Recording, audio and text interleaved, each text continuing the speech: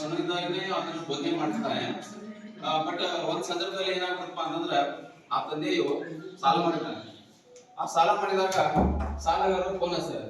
ಆ ಸಾಲಗಾರರು ಫೋನ್ ಹಚ್ಚಿದಾಗ ಅವ್ನು ಬೇಸತ್ತ ಏನ್ ಮಾಡ್ತಾನೆ, ಈ ಸಾಲ ಸಲುವಾಗಿ ಕಿರಿಕಿರಿ ಬಾಳ ಅಂತ ಹೇಳಿ ಒಂದು ಸಾಲಗಾರ ಫೋನ್ ಹಚ್ಚಿದಾಗ ಅವ್ರ ಹೆಂಡತಿಗೆ ಫೋನ್ ಕೊಡ್ತಾನೆ.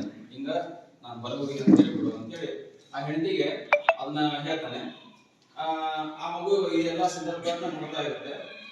ಅವ್ರ ಹೆಂಡತಿ ಏನ್ ಮಾಡ್ತಾರೆ, ಅವ ಬರೀ ಮನೆಯಾಗಿಲ್ಲ ಅಂತ ಹೇಳಿ ಹೇಳ್ತಾನೆ. ಅವ್ರ ಹೆಂಡತಿ ಇಲ್ಲ, ಅವ್ರು ಆರಾಮಿಲ್ಲ, ಮನೆಯಾಗ ಹೊರಗೆ ಹೋಗಿದ್ದಾರೆ, ದವಾಖಾನೆ ಹೋಗಿದ್ದಾರೆ ಅಂತ ಹೇಳಿ ಇನ್ನೊಂದು ಸುಳ್ಳು ಹಚ್ಚಿ ಹೇಳ್ಬಿಡ್ತಾರೆ. ಹೀಗೆ ಕೆಲವು ಸಂದರ್ಭದಲ್ಲಿ ಬಂದಾಗ ಆ ಮಗು ನನಗೆ ತಂದೆ ಹೇಳಿದ್ದು ಒಂದು ಬೇರೆ, ಇಲ್ಲಿ ಮಾಡ್ತಾ ಇರೋದು ಒಂದು ಬೇರೆ ಅಂತ ಹೇಳಿ ಹೀಗೆ ಹಲವಾರು ಸಂದರ್ಭಗಳು ಬರ್ತಾವೆ. ಕೊನೆದಾಗಿ ಏನಾಗ್ಬಿಡುತ್ತೆ ಅಂತಂದ್ರೆ ಆ ಮಗು ದೊಡ್ಡವನಾಗ್ತಾನೆ. ದೊಡ್ಡವನಾಗಿ 10th PUC ಬಂದಾಗ ಅದರ ಪಾಲಕ ಅವನಿಗೆ ಫೋನ್ ಹಚ್ತಾನೆ. ಆ ಮಗುನಿಗೆ ಫೋನ್ ಹಚ್ಚಿದಾಗ ಆ ಮಗು ಏನ್ ಹೇಳ್ತಾನೆ, ಇಲ್ಲಪ್ಪ ನಾನು ಸ್ಪೆಷಲ್ ಕ್ಲಾಸ್ನಾಗ ಇದ್ದೀನಿ, ಸ್ವಲ್ಪ ಲೇಟ್ ಆಗಿ ಬರ್ತೀನಿ ಅಂತ ಹೇಳಿ ವಾಪಸ್ ಇನ್ನೊಂದು ಸುಳ್ಳನ್ನ ಆ ಮಗು ಏನ್ ಮಾಡ್ತಾನೆ, ತಂದೆಗೆ ಹೇಳ್ತಾನೆ. ಹೀಗೆ ಈ ಕಥೆಯ ಸಾರಾಂಶ ಏನಪ್ಪಾ ಅಂತಂದ್ರ ಮೌಲ್ಯಗಳನ್ನ ನಾವು ಹೇಳೋದು ಬಹಳ ಸುಲಭ, ಆದ್ರೆ ಅದನ್ನ ಪಾಲಿಸೋದು ಬಹಳ ಕಷ್ಟ.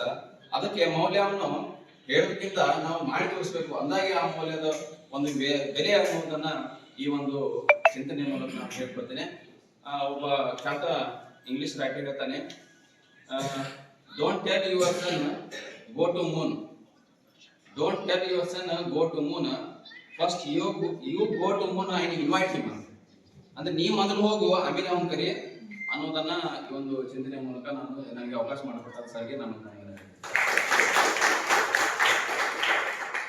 ಶಾಸ್ತ್ರ ಹೇಳೋದು ಸರಳ, ಆ ಶಾಸ್ತ್ರದಂತೆ ನಾವು ನಡೆದು ಬಹಳ ಕಷ್ಟ. ಶಾಸ್ತ್ರ ಹೇಳೋದು ಮತ್ತೆ ಬದ್ನಿಕಾಯಿ ತಿಂತೀವಿ ಅಂತಲ್ಲ,